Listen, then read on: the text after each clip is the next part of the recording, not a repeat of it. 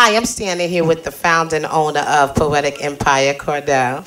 And he's going to tell us about his business and how it came about and give us some contact information. All right, first of all, what's up, Q Lounge? What's going on? Definitely happy birthday to Ralph McDaniel. Sorry, Q Tavern, I apologize. Coco, thanks again for this opportunity. First of all, Poetic Clothing Company is totally based on trying to give more social awareness to different genetic diseases. One being sickle cells, the other being Tay-Sachs, and the other being cystic fibrosis. So, found the company about 5 years now, so we've been doing our thing.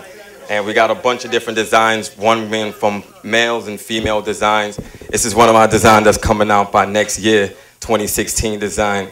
And it's our joint that's right here for the leggings.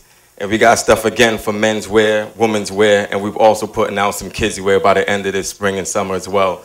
So definitely check us out. You can find me on over 50 different social networking sites under Poetic Empire. That's Poetikempire.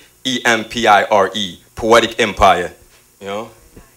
That's what's up, y'all. Show this man some love, support, support, support. That's what we do. We'll be right back.